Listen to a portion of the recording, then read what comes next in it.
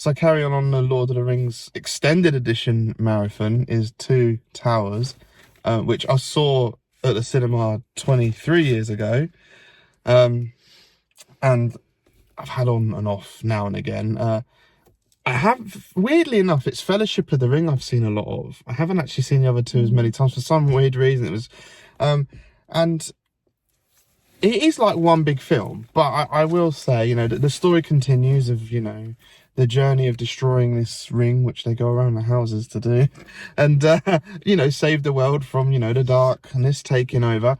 But so obviously they were released separately, and I do find Two Towers not as strong and as good as Fellowship of the Ring. I don't know how, I don't find it as a strong entry. I find it hard to separate the films because I I do see them as one long story. I know they're separate films, but I suppose there's a lot about the But middle this has film its that I own do little like. score as well. Like, you know, it has the Rohan score, and like it does stand as its own film. There's new characters in this one, and you know, new soundtrack. The reason I just say, I mean, don't get me wrong, I like and enjoy it, but the reason I just don't think it's as strong as Fellowship is it does feel a bit more messy and chaotic because there's lots of side storylines going on in this one. Rather than the Fellowship following them, you following this, you're following that, you're following a bit of this, a bit of that. It's a bit all over the place, and which makes the pacing a bit odd at times as well. I find that doing that affects the pacing, and again, I do like it, but there's a lot of, it's not nonsense, it's the wrong word, but just for going to destroy the ring, there's a lot. Like what I said, they go all around the houses and tell a story. In fact, to the point you kind of forget about the ring in a way. There's so much going on and characters that the ring is a side. Is put to the side. I feel in Two Towers, Fellowship of the Ring is very ring orientated. This one is almost like, oh, well, we'll take that little nugget, put it there, and you're just distracted by a lot of other stuff. So for me, part of that is because it's not just in this one in particular, it's not just about the ring. The ring is obviously the thing they need to destroy to end it, but it's kind of like there are lots of battles going on before the big war. So they have to accomplish all these little hurdles, all these big hurdles with like the Helm's Deep and Isengard and all of that. These are all things that are going on that are gonna dictate the outcome of the final battle of the war. But I feel like it's a bit of a sidetrack as well, and distraction. You should see how much is in the books. And just also just like, I feel like I've criticised films. Again, I will bring the Superman up because it's a recent review. I've criticised stuff for not giving you enough character development and story. However, this one is the opposite and gives you too much. I know it's the extended version we just watched out of the cinema as well, so I am talking about the extended cut. And I do like seeing full edits and extended cuts and director's cuts. That's why they trimmed it down. But like, this is the kind of film where I know a character already, or you know, I get the emotion. They have told me enough, but no, we'll just stop the film and we'll go and give you this whole little monologue or backstory to add to. I know that I don't need it.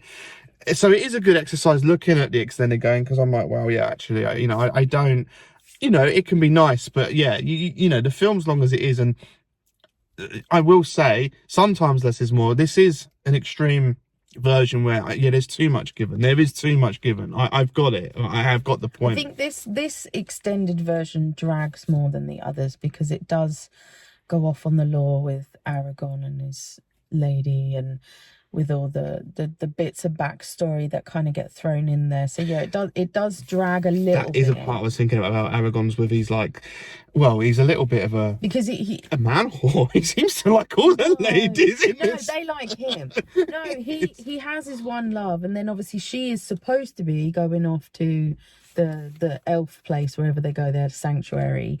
So he is now trying to figure out, you know, does he move on? Does he not? Because he also has unusually long life as well.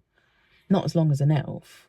He looks good for 87. Yeah, he does look very good for 87. That's his heritage. So make it to that kid. You know, you have that weird will they, won't they with the what's her name? The lady from Rohan. So yeah, it is a back and forth because at that moment in time, he presumes he's never going to see her again. But, you know, when you continue to watch the films, it changes, so... just one other last gripe I have got to say, and I know you have brought this up before.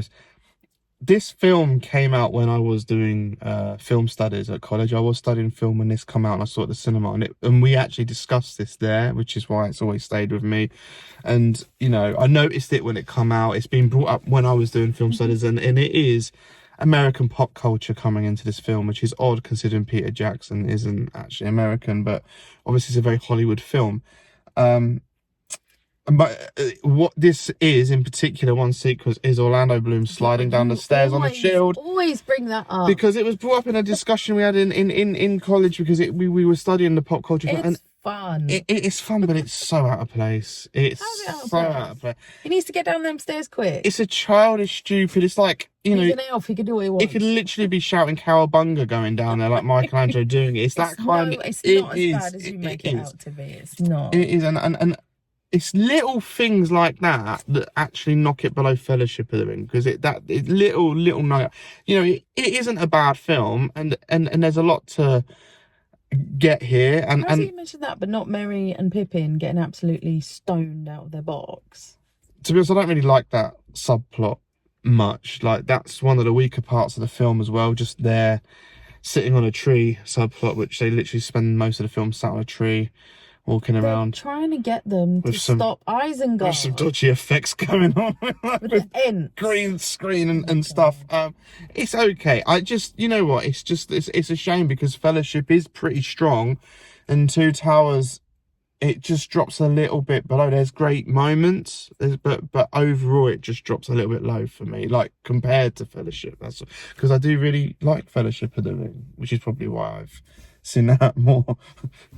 Maybe you can, not that this is what I do, but there was someone I went to college with once, and it just reminds me of AI, Artificial Intelligence, the movie, where, you know, that film's quite an interesting, good film, and then the last 15 minutes go really weird.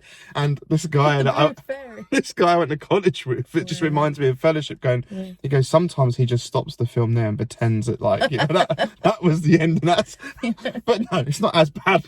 It can just, you know, I'm sure most of you have seen Lord of the Rings, and it's a great one to see.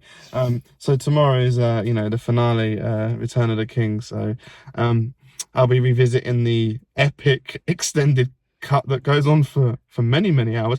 I mean, ironically, just over over 4 hours. Ironically, Two Towers Extended is actually the shortest of the three. Oh, it didn't feel like but it. Yeah, but I was going to say Fellowship is longer, but it felt like it went quicker last night, which is another reason why I go, Two Towers is just slightly bit weaker. I suppose it doesn't help I'm really tired today. So, but yeah, there's great battle scenes, and the last act is quite epic. Although again, it is that's where the pacing issues come in, where it's epic, and then we just keep stopping to go to talking to trees, which does kill the pacing. That does kill the pacing a little bit. The theatrical one is edited slightly different. The story is told slightly differently. It doesn't cut back and forth as much. I did notice that. It does take you out of the battles. You know, when Merry and Pippin get taken by the orcs and that, and there's that scene. It was done very, like, you see kind of what happens, and then it kind of ends before the horse's hooves come down, and then later on they do the cut back with Aragorn and Legolas trying to figure out what happened, whereas this one, it didn't have that. It just had that Aragorn and Legolas bit. It was edited really differently. It played differently, but ever so slightly differently, but enough for me to notice. It's just a bit above average, but it's a shame it's not as strong. But back with Return of the King tomorrow.